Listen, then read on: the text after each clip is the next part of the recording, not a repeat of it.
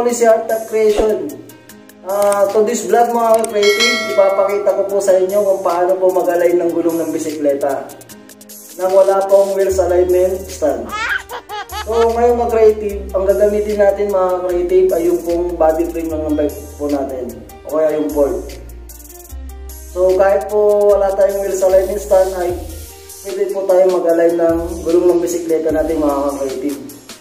So para dun po sa mga bikers po natin dyan, so keep watching this video para po kahit na po kayo na po yung mag-align ng gulong ng bisikleta nyo mga ka-creative. So dun sa mga hindi pa po nagsusubscribe, please subscribe my channel. At pindutin nyo na rin po yung notification bell po dyan sa baba para po ma-notify pa kayo sa mga susunod ko pa pong video. So di na po natin patatagalin ito mga ka-creative. Umpisahan na natin.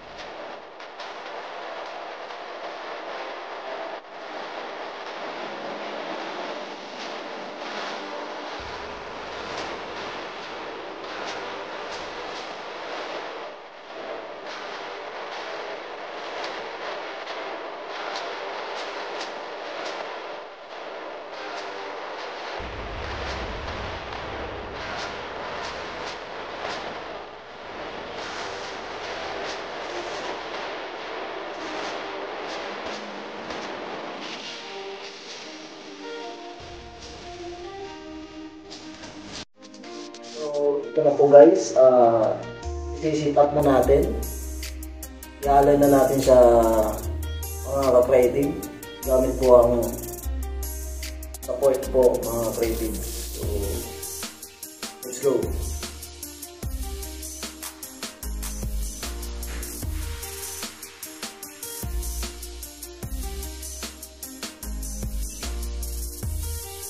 So, ito po yung gagamitin natin na wheel alignment stand na creative, yung board niya.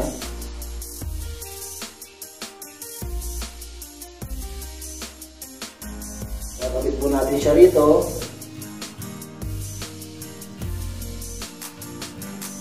So, ito na po yung magsisilbing wheel alignment stand niya po, mga ka-creative.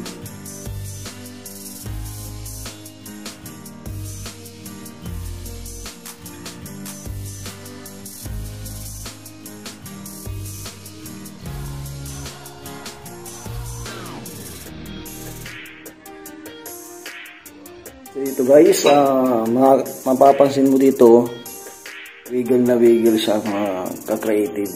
So yan, i-align po natin siya mga ka-creative. Ang laki ng wiggle niya mga ka-creative. So yan, papakita ko po sa inyo kung paano ko po siya i-align dito. Yan. So, umpisahan na natin. So, yan mga creative. Makikita mo dito na sumasayaw po yung gulong natin. Yan. So, i-align po natin siya. So, dito mga creative, gagamit tayo nito. Ito po yung gagamitin natin na magsisilbing guide po natin. So, kahit na ano po yung pwede, basta straight po siya. Ito po ay ilalagay po natin dito sa ilalim. At itatali po natin siya ng rubber band. Kahit alam po na magkapix po natin siya dito. Itatali po natin siya. Ako gagamit po ako ng cable tie. So para namumove ko po siya. Pwede rin rubber band po dito mga creative. So tatali natin po siya sa ilalim.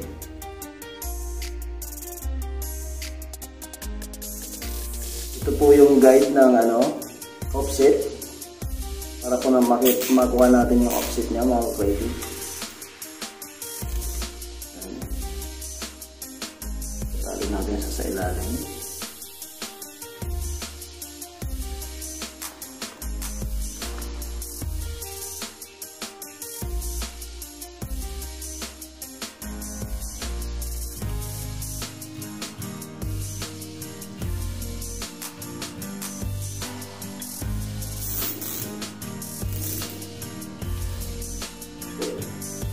So, ayan. Ikali natin siya.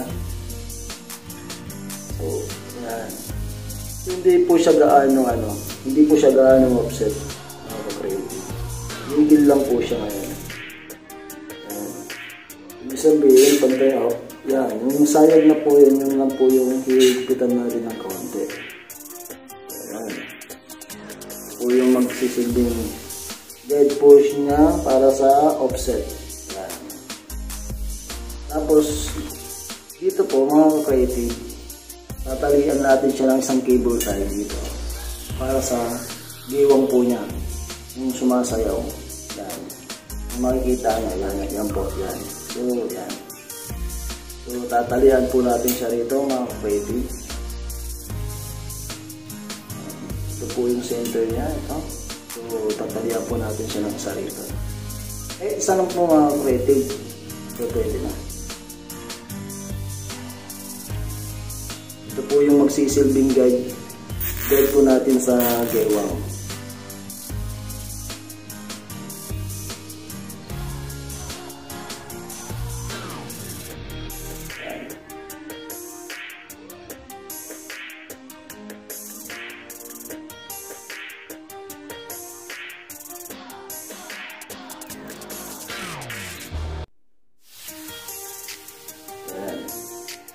Nagagalaw.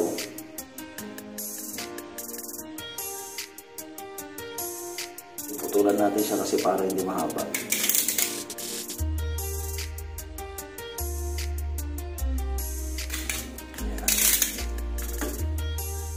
Yan. Papansin mo, napakalayo. Yan. Kung mapapansin mo, napakalayo niya po mga creative. So, yan.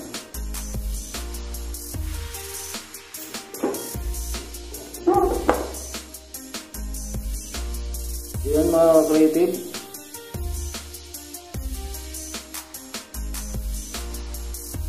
So, kunin po natin yung pinakamalapit sa gitna.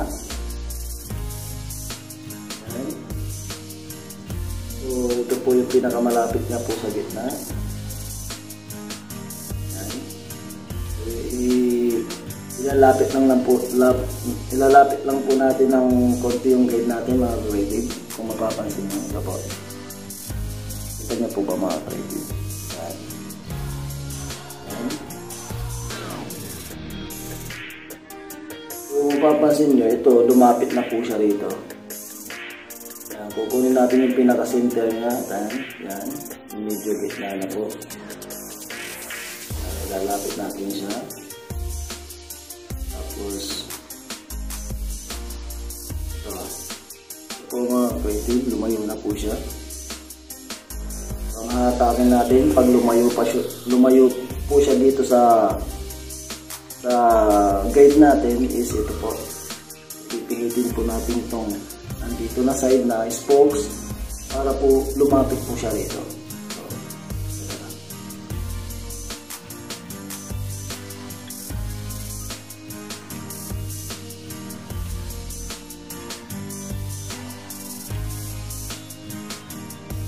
So, kung saan po yung siya malayo, doon po natin siya babatakin. So, paunti-unti po. Yan.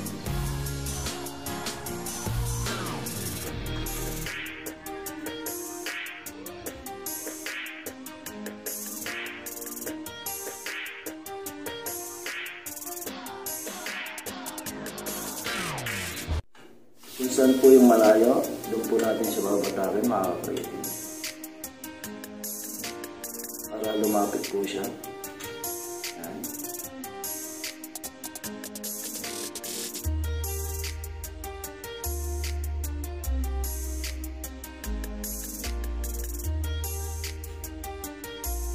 So yung dito po na spokes ang babatakin natin, mga creative, para po lumapit siya dito sa guide.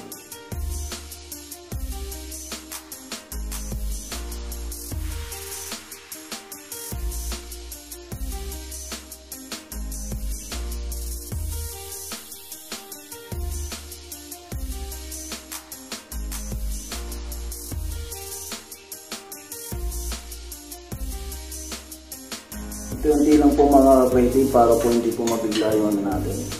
Kasi baka mag-straight.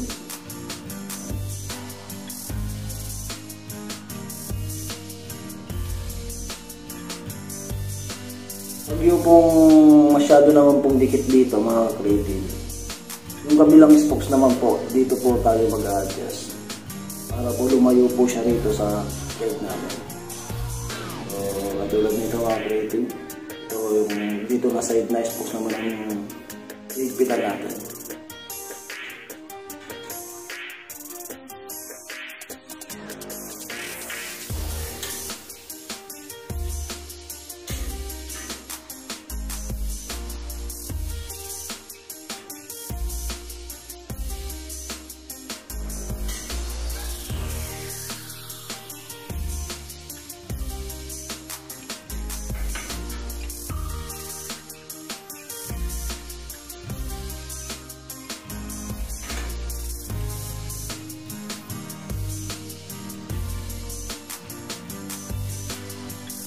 Dahan-dahan lang po yung higpit natin mga creative para po hindi po malustod yung ano natin.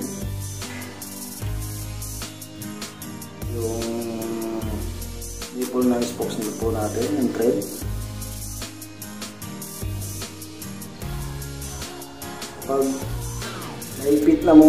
Kapag mahigpit naman po mga creative tapos hindi po siya lumalayo, dito mo siya babatakin. Luwagan po yung kabilang spokes mga creative para po umatak po siya lang. Kung sakaling mahigpit na po siya. Yan. Para po bumawi.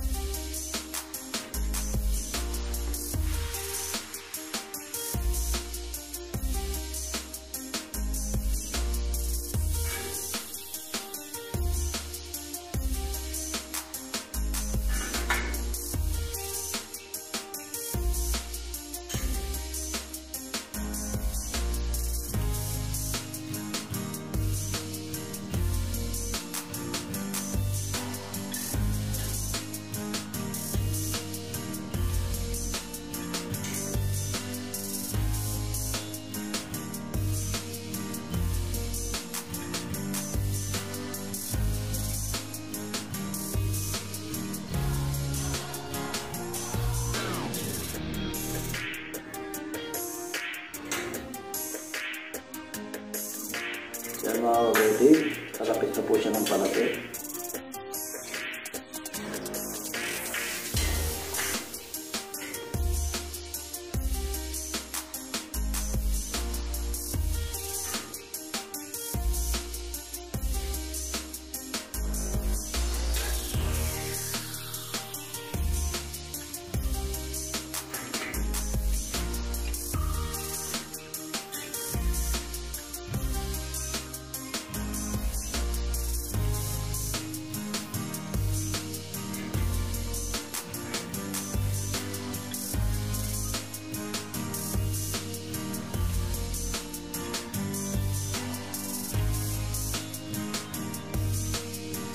Yan, maliit na lang po yung giwang niya mga creative.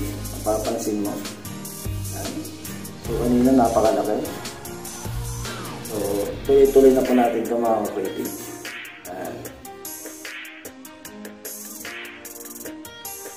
Ito, matak siya rito. So tignan natin yung kabila. Lululong natin ang isa.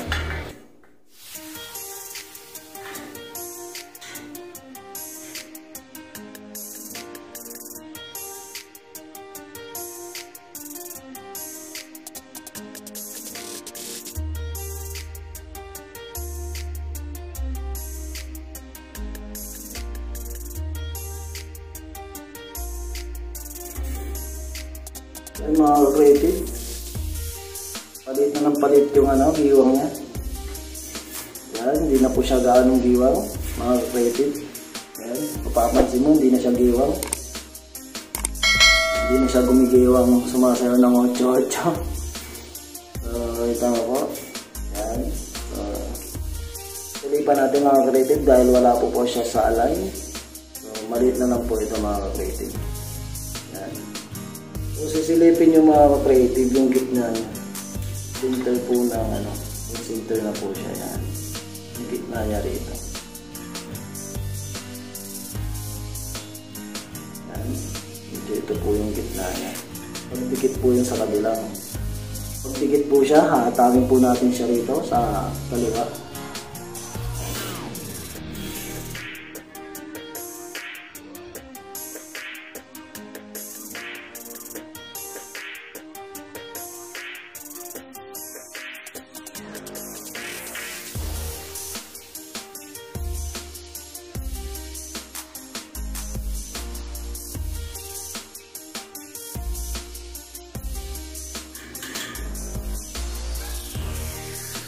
Kung saan mo siya gustong palapitin mga creative, dun mo siya hatakin sa side.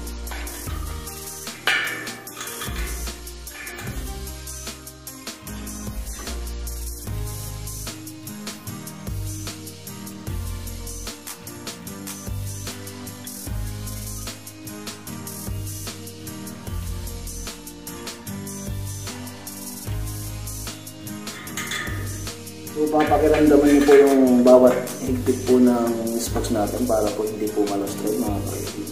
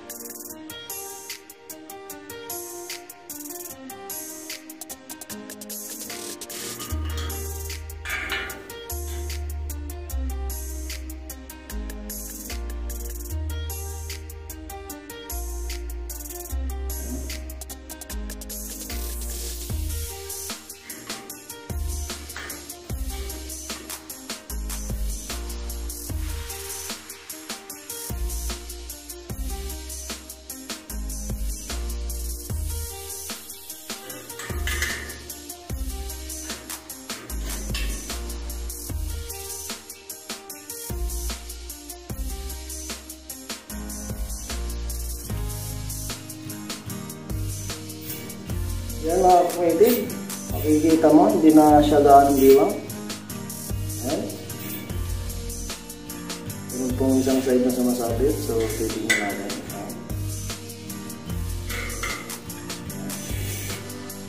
Ipitan po natin yung dalawa.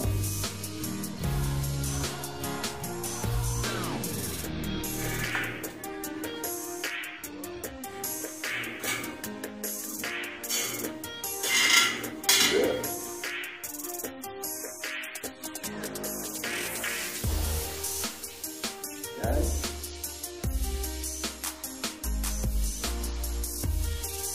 Yan mga creative, makikita mo hindi na siya biwang. Yan. Oh. Yan. So ngayon titignan po natin yung album na ka-creative kung offset siya. Kung sumayad siya rito, so ipitan po natin yung part na yung pataas.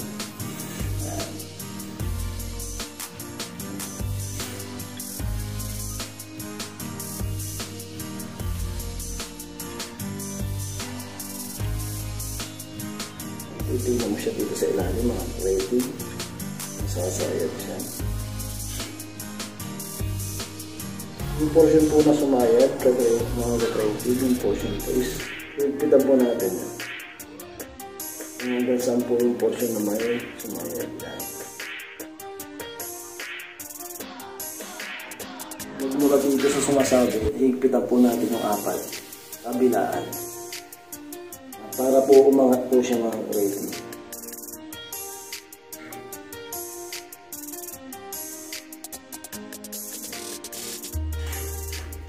Kabilaan po.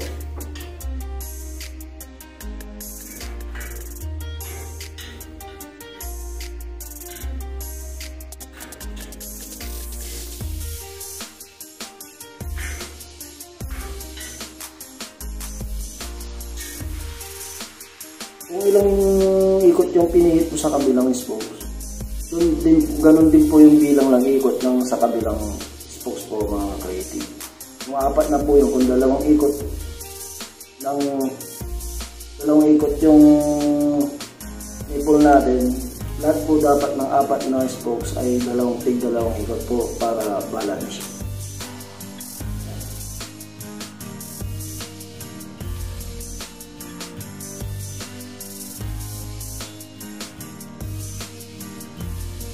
Ito yung dikit.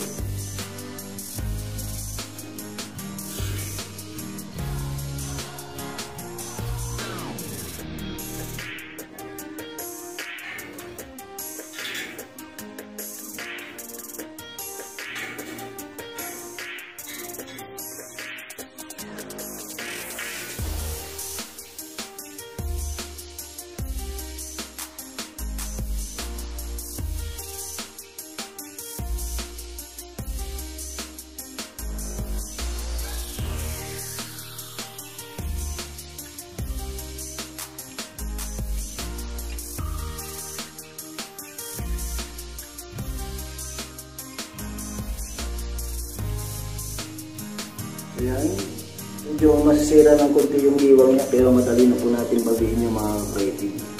Importante po makuha po natin yung offset niya para po hindi po na matalbog-talbog.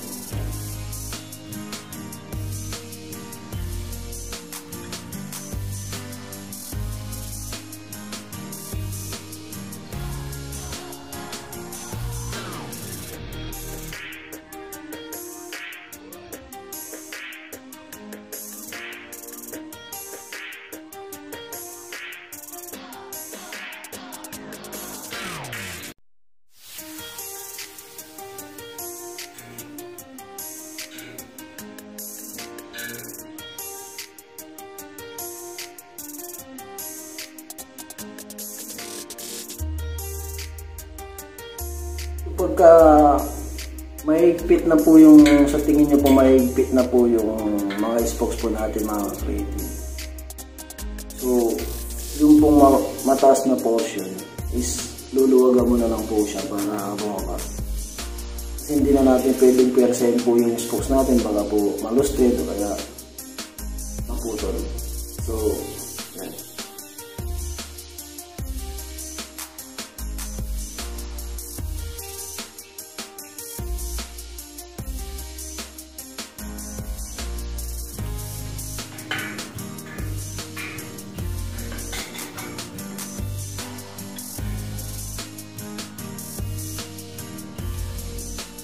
Yan. Lumalit na po yung ano na. Yan.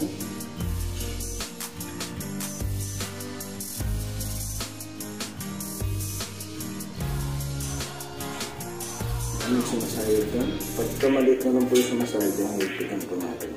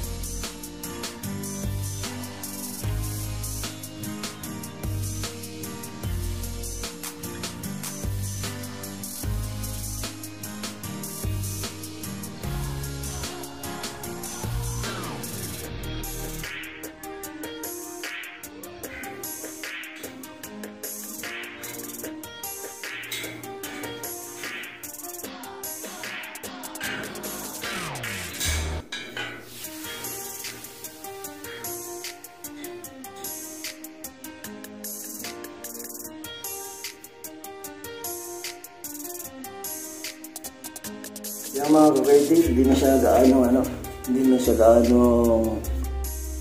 malayo.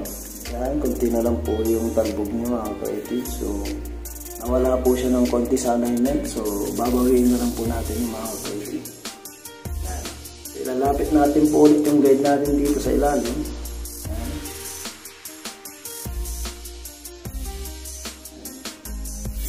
Titignan po natin yung wala sa alignment.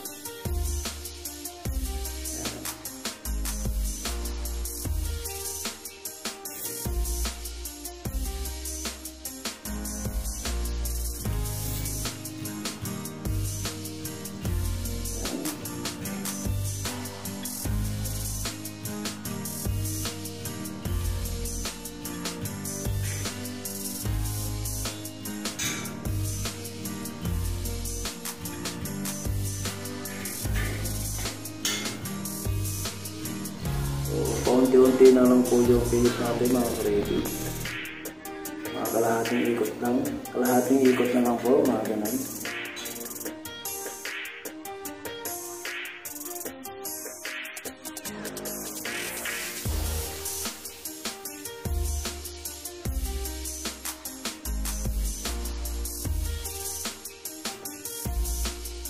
Yan. So mayroon pa pong maliit. Wow.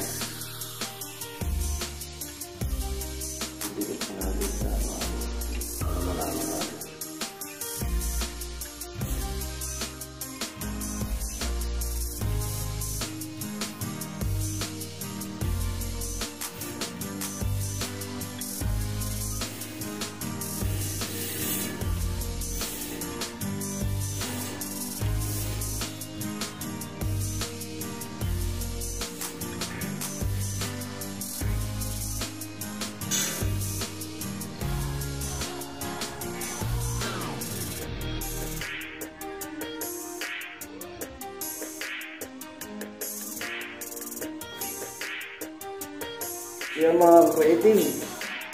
Ayos na. Wala siyang diwang mga creative. Yan. Wala na siyang diwang mga creative.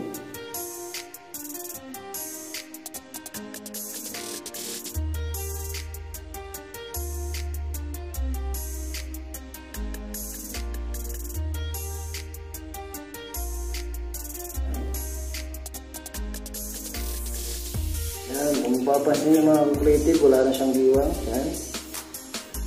Press na po yung ano natin, hindi na po siya sumasayaw. Yan.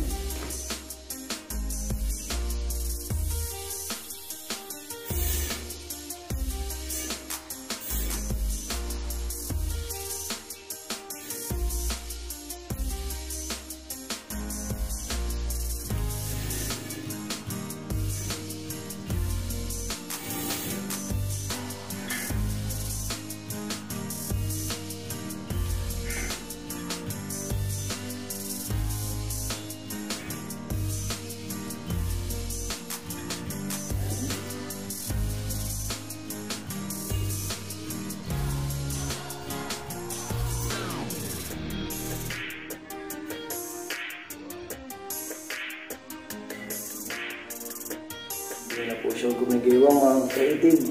Yan, ayos na.